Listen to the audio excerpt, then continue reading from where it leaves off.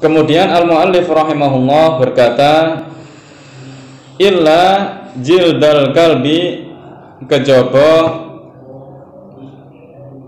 kulite asu, wal khinziri lan celeng, wama lan hewan tawallada kang lair apa ma minhuma saking karo-karone kaleb wal khinzir, au min ahadihima utawa saking salah suwijine kaleb wal khinzir, ma hayawanin sertane hewan tahirin kang suci apa hayawan, falayab huru mongko ora bisa suci apa jildul kalbi wal khinzir wa ma tawallada minhuma au min ahadihima bidibagi kelawan den sama.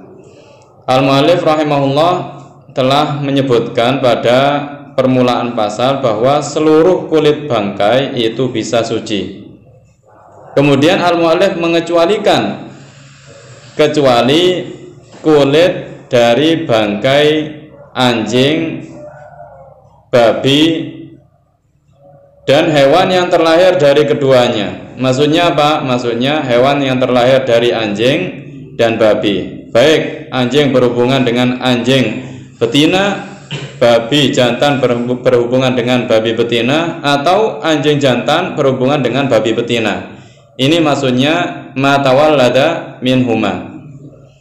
Au min ahadihima, atau hewan yang terlahir dari hubungan antara anjing atau babi dengan hewan yang suci, hewan yang zatnya suci, baik bisa dimakan dagingnya atau tidak bisa dimakan dagingnya. Inilah arti au min ahadihima, hewan yang terlahir dari hewan yang najisul ain, yang zatnya najis, dengan hewan yang zatnya suci. Hukumnya seperti apa? Mengikuti hewan yang zatnya najis. Jika ada anjing berhubungan dengan kambing, anjing jantan berhubungan dengan kambing betina, kemudian melahirkan dalam bentuk kambing, maka anak kambing yang terlahir dari hubungan antara anjing dan kambing tersebut hukumnya seperti anjing, sehingga jika mati bangkainya tidak bisa disucikan kulitnya. Kenapa? Karena hukumnya seperti anjing dan tidak bisa dimakan dagingnya meskipun dalam bentuk kambing. Kenapa? Karena kambing tersebut adalah hasil dari hubungan antara anjing dan kambing. Wa'admul maitati, lan utawi balunge batang, wa sya'ruha, lan wulune al-maita iku najisun, najis. Wa kadha, lan kaya mengkono-mengkono najis al-maitatu utawi batang, aidon halimaneh iku najisatun, najis. Jadi bangkai yang dihukumi najis, bangkai apa yang dihukumi najis? Bangkai selalin hewan laut dan belalang. Ya, bangkai selain ikan dan belalang. Kenapa? Karena Rasulullah SAW bersabda ketika ditanya tentang laut, beliau bersabda, huwa tahuru ma'uhu al-hillu maitatuhu. Laut itu airnya suci dan mensucikan, dan bangkai hewannya apa? Halal dimakan.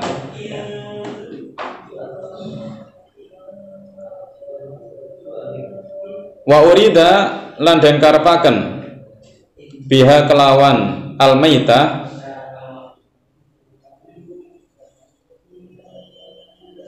apa azzailatul hayati, hewan kang ilang sifat uripe, bi ghairi zakatin, kelawan saliyane disembelih, syar'iyatin kang bangsa syariat apa zakah, Yang dimaksud dengan al-maitah di sini adalah hewan yang hilang nyawa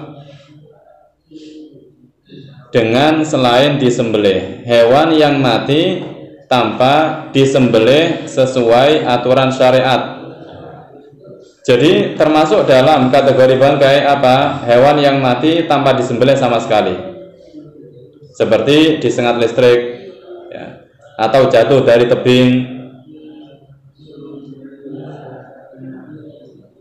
Kemudian hewan yang disembelih tapi tidak sesuai dengan aturan syariat ya.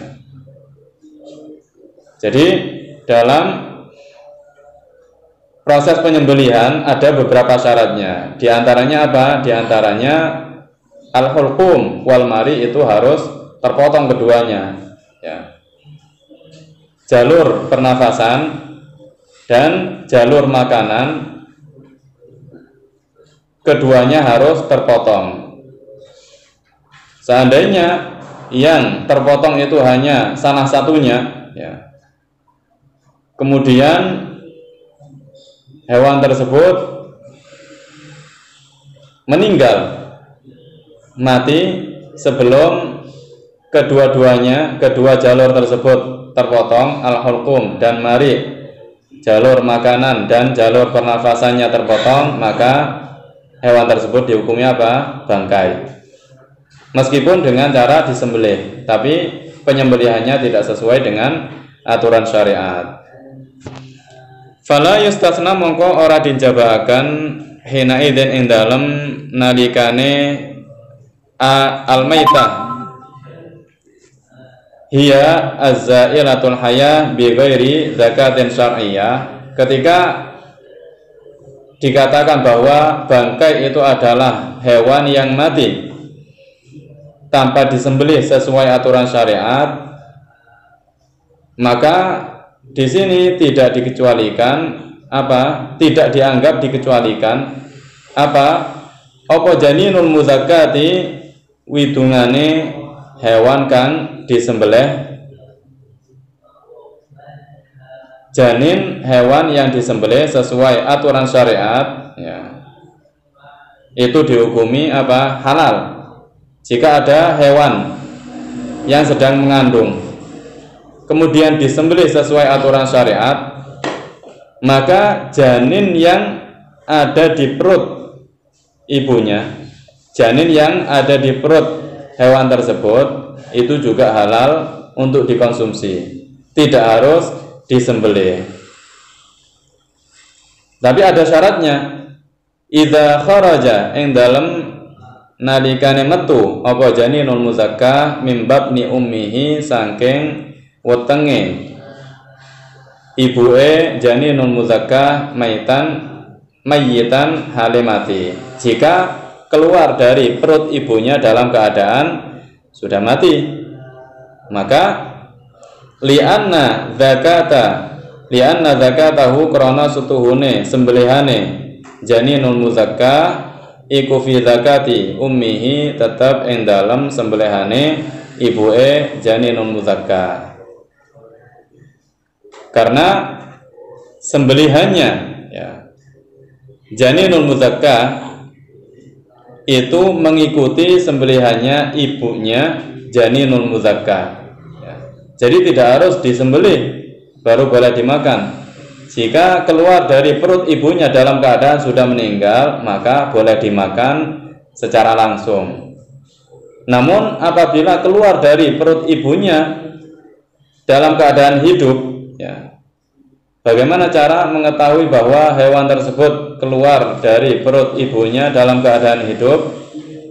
Dengan sekira dia melakukan gerakan-gerakan ikhtiariyah ya, gerakan-gerakan yang disengaja, maka dalam kondisi seperti ini, agar hewan atau anak hewan yang telah disembelih tadi halal untuk dimakan, harus disembelih juga. Kenapa? Karena keluar dalam keadaan hidup. Wa kadzalan iku kaya mengkono-mengkono janinul muzakka ghairuhu utawi saliyane janinul muzakkah minal mustathnayati bayane saking pira-pira perkara kang den jabahaken al mazkurati kang den tuturaken apa al mustathnayat fil mabsutati ing dalam pira-pira kitab kang den jembaraken penjelasane.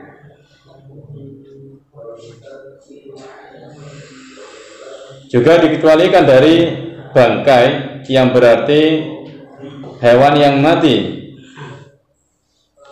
dengan tanpa disembelih secara syariat, beberapa perkara yang disebutkan di dalam kitab-kitab yang luas penjelasannya. Tsummastasna mongko nuli jabahaken sapa al-musannif min sya'ril maitati saking wulune al-maitah, wulune batang, qaulahu ing dawe al-musannif illal adamiyya kejaba anak Adam, kecuali manusia, kecuali tulang dan rambut mayat manusia. Ai tegese fa inna sya'rahu mangko setuhune rambute al-adami iku tahirun suci kamaitatihi kaya maite al-adami. Jadi bangkai yang dihukumi suci adalah bangkai apa? Ikan, belalang dan mayat manusia. Ikan, belalang dan mayat manusia. Akan tetapi yang membedakan antara mayat manusia dan lainnya bahwa mayat manusia meskipun dihukumi suci tidak boleh dimakan, ya. Sedangkan bangkai ikan dan belalang itu boleh dimakan.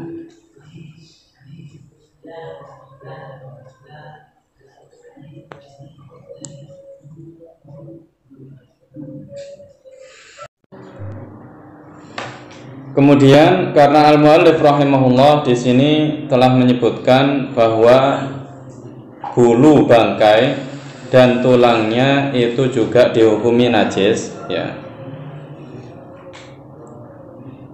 Maka saya ingin menyebutkan bagaimana hukum bulu yang terlepas dari hewan dalam keadaan hidup, seperti bulu kucing, bulu kambing, ya, dan bulu hewan-hewan lainnya.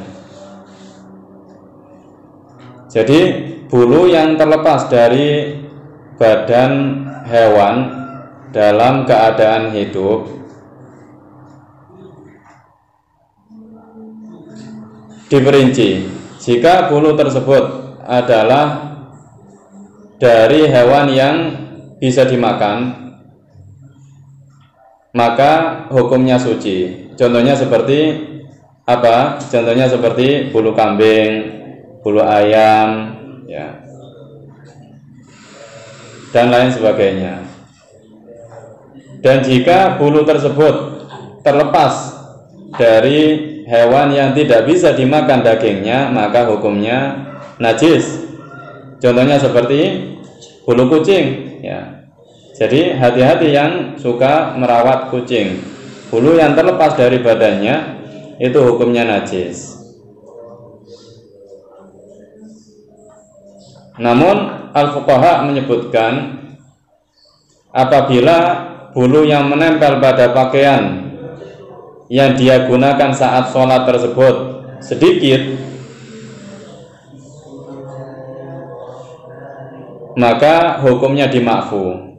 Artinya sholatnya tetap sah meskipun dia membawa najis yang berupa bulu kucing. Contohnya sedikit seperti 3 helai bulu, ya, 4 helai bulu. Namun jika jumlahnya banyak, ya, karena dia suka menggendong kucing misalkan, maka hukumnya tidak dimakfu, yakni sholatnya tidak sah jika dia sholat menggunakan baju yang menempel padanya bulu kucing yang jumlahnya banyak. Oleh karena itu harus hati-hati. Ya, bagi yang suka merawat kucing, usahakan baju yang dia gunakan untuk sholat itu selain baju yang dia gunakan untuk bermain dengan kucingnya. Kemudian terkait azmul maitah, ya. Anggota badan hewan yang terpisah pada saat dia masih hidup, ya. Seperti misalkan seseorang memiliki kambing, kemudian kambingnya masih hidup, dia potong ekornya. Bagaimana hukumnya ekor ini, ekor kambing ini? Jawabannya adalah hukmuhu kamaitatihi. Bangkai kambing hukumnya apa? Najis.